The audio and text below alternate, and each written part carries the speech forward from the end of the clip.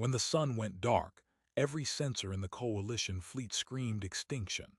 A star does not flicker. It does not pause. It burns for billions of years, and when it dies, it takes everything with it. They calculated the death of 8 billion souls in the silence of a lightless solar system. Emergency protocols ignited. Rescue ships scrambled toward a frozen Earth, expecting a graveyard. Exactly 24 hours later, Saul blazed back to life as if someone had flipped a switch. And when the frantic armada arrived, humanity was confused. To them, it was just the centennial nightfall, a planetary holiday where they turn off their star on purpose to watch the stars. Humanity had just broken every law of physics and every assumption about their species. To them, it was a quiet tradition. To the galaxy, it was a declaration. Who were these people, and what did it mean that they could extinguish their own star without a second thought? The answer would rewrite the fate of the coalition. I am Var Axion. My kind built empires on blood and iron, and we alone had learned to respect only those who could bleed us back. Humanity, with their fragile skin and too quick smiles, had earned that respect. But even I was not prepared for the silence. The alert reached the council chambers during a trade dispute so tiresome I had been carving scales from my own forearm just to stay conscious. A Priority 1 emergency beacon. Saul, the human home star, had vanished from every sensor. Not a gradual dimming, not a nova, snuffed.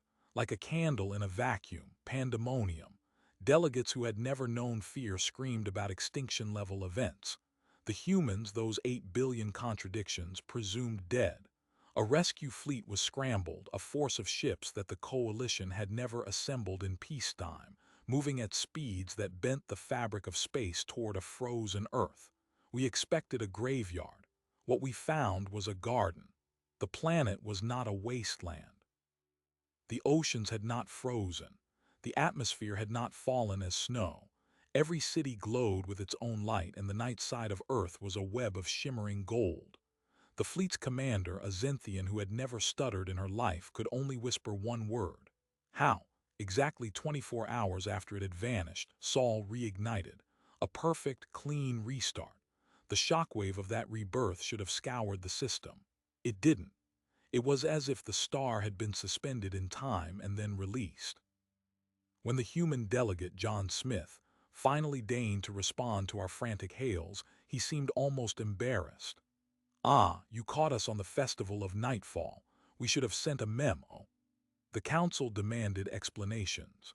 The human agreed to speak, and I made certain I was present.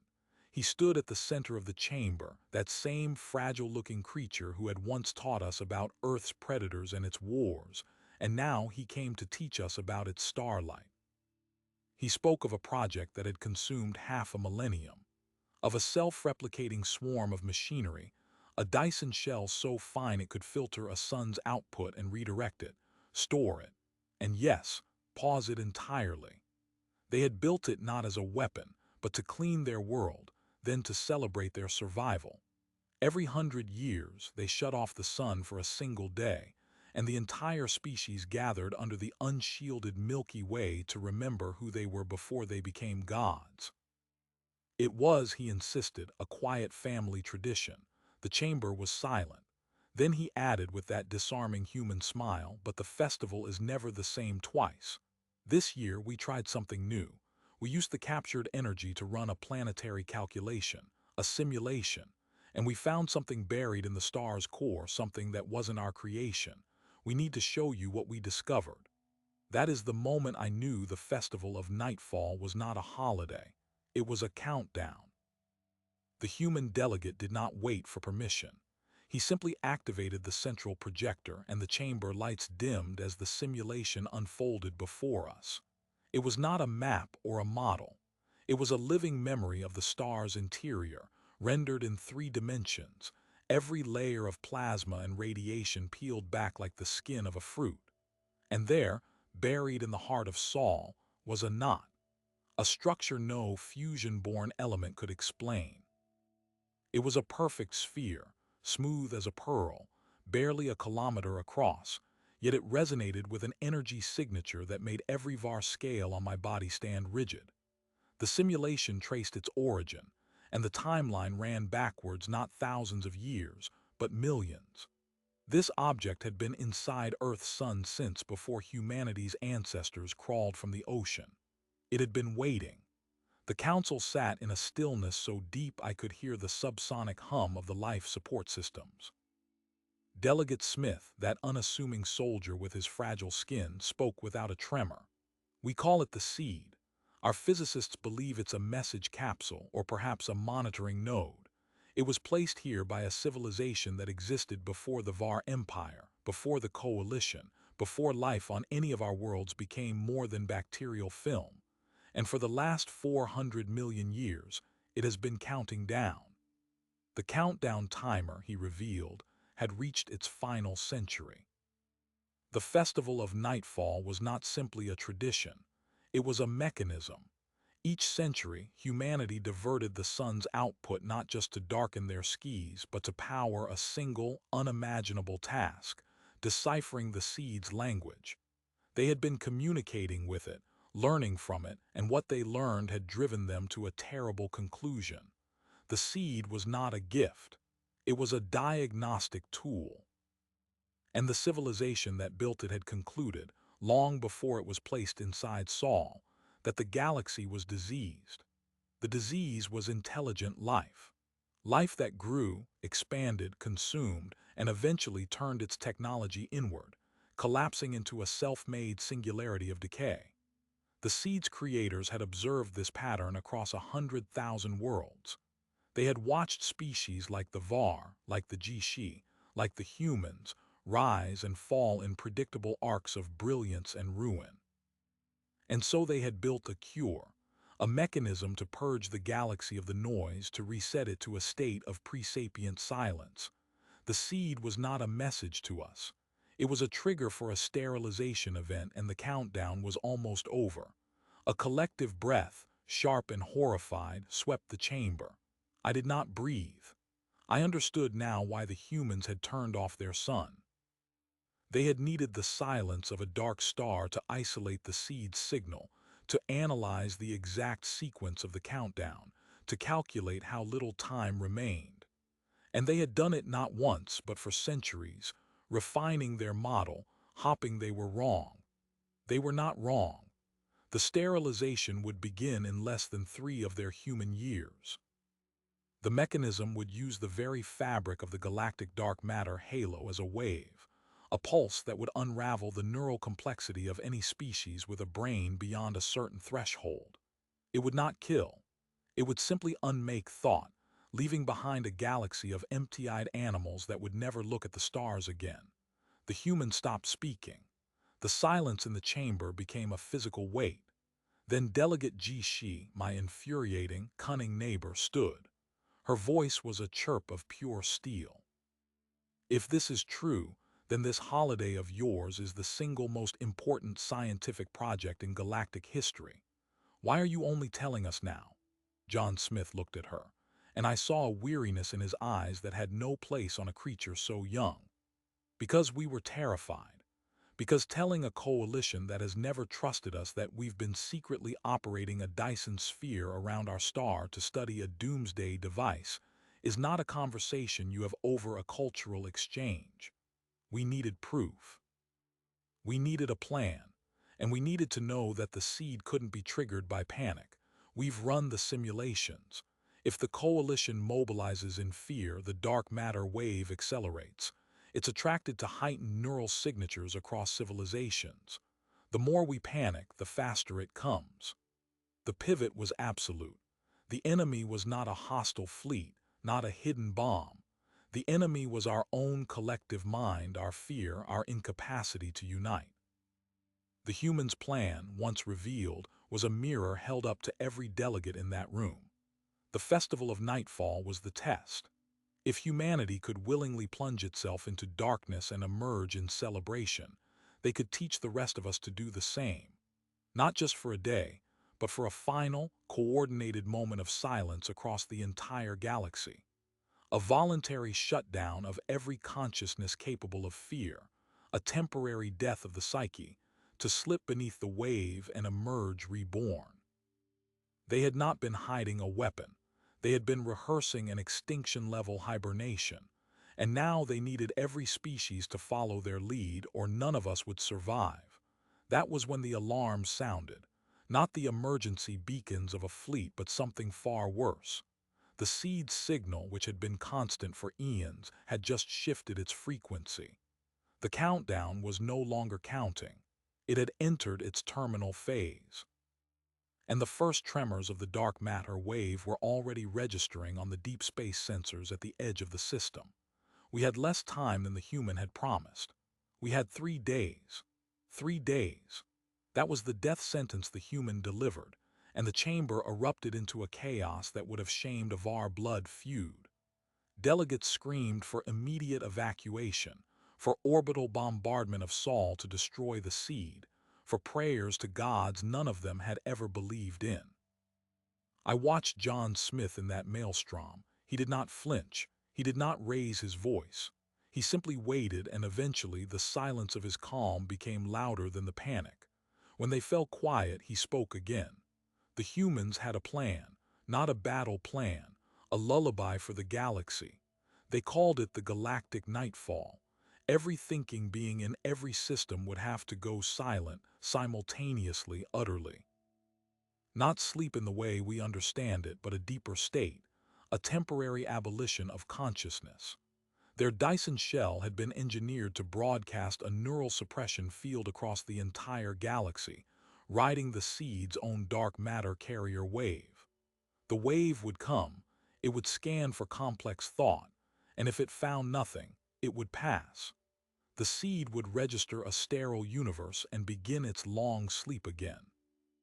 But if even one mind stayed awake, the wave would localize that signal and unmake all of us down to the last synapse. I thought of my father, Emperor Var, who had never bent his neck to any force in the cosmos. I knew he would reject this plan as cowardice. I was right. When I linked to his private channel, his face appeared as carved obsidian, and his voice was a low rumble of disgust. He would not drug his people into oblivion like frightened herd animals. He would face the enemy, even if it was a formless wave in the dark matter, with guns and fire. I wanted to scream at him that there was no enemy to fight, only a silence to endure. But then John Smith, who had never met my father, appeared on the split screen and spoke in halting, formal Var dialect, reciting the oath of the unyielding blaze, an oath only spoken by warriors facing certain death in a fight they knew they could not win. He told my father that the greatest courage was not in dying in battle, but in trusting an ally with your very mind, and that the Var Empire would be remembered not as the species that fought the impossible, but as the species that chose to live.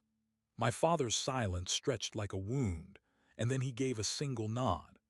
I had never seen him so humbled or so terrified, but the human had not told us everything. There was a cost to the silence they had rehearsed for centuries. The festival of nightfall had always been a day of darkness and stars, yes, but it was also a day of loss.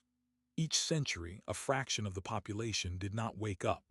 Not many, a handful out of billions, but enough to be noticed. The neural suppression was not a perfect art. The brain, once truly silent, does not always remember how to reignite. The humans had accepted this as the price of their grand rehearsal, quietly mourning their dead while the galaxy slept on, unaware. Now they were asking the entire coalition to accept that same gamble, on a scale that would break all records of grief. It got worse. The seed was not passive. It was intelligent, a matryoshka-like mind woven into the fabric of the dark matter itself. As the council had panicked, the wave had adapted, accelerated.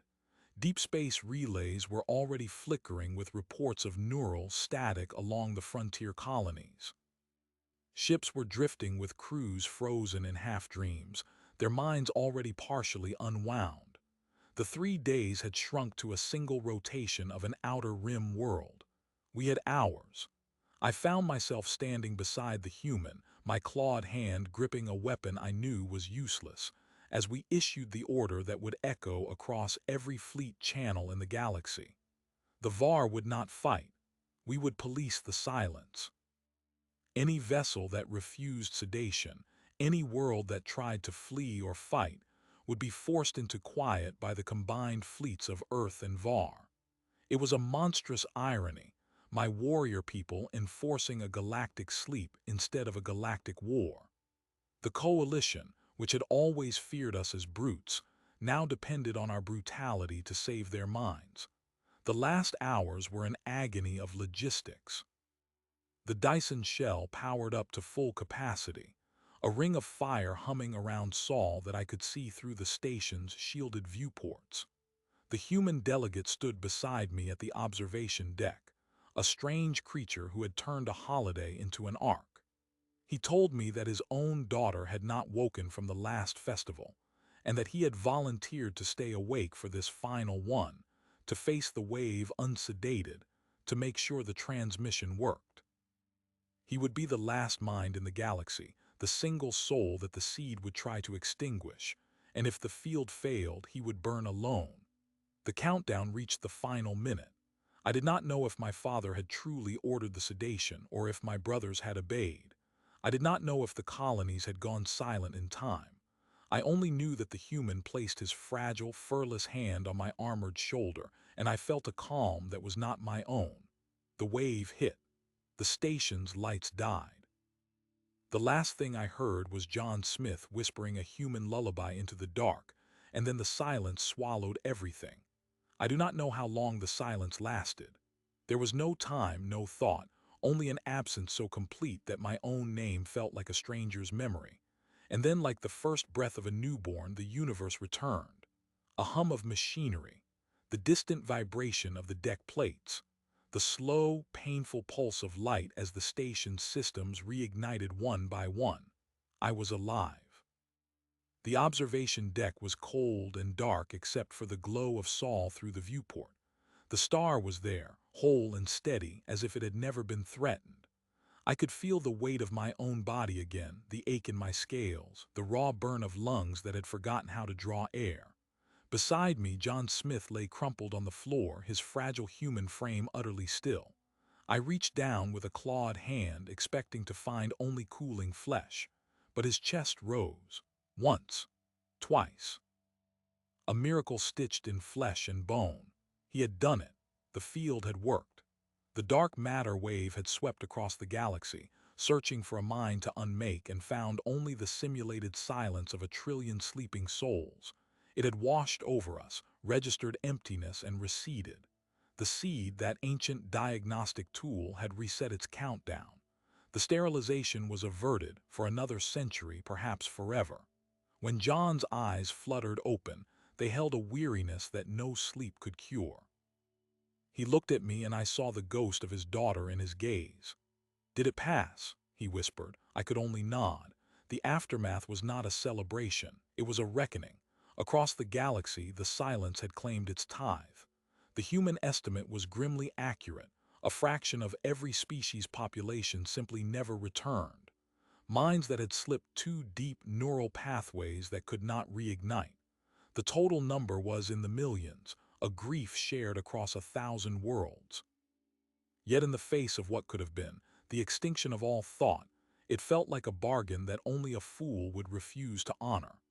The Coalition convened in the same great chamber where human John Smith had first introduced his species as the galaxy's most dangerous predator. Now they gathered not to judge, but to witness. My father, Emperor Var, attended via holoprojection, his obsidian face unreadable. The silence of the Empire had held. Every VAR ship, every colony had gone dark. It was, he admitted in a private transmission, the most terrifying strategic decision he had ever made, and the one he would boast about for the rest of his reign. But the human had one final revelation. In the last seconds before the wave struck, the Dyson shell had not only broadcast the suppression field. It had also, finally, fully deciphered the seed's entire message. The ancient civilization that had built the sterilization mechanism had not been malevolent. They had been survivors, the only species left from a previous cycle of extinction, and they had seeded the galaxy with these diagnostic nodes not as a weapon, but as a warning. Their message was a testament, a history of 1 billion years of silence, and a plea.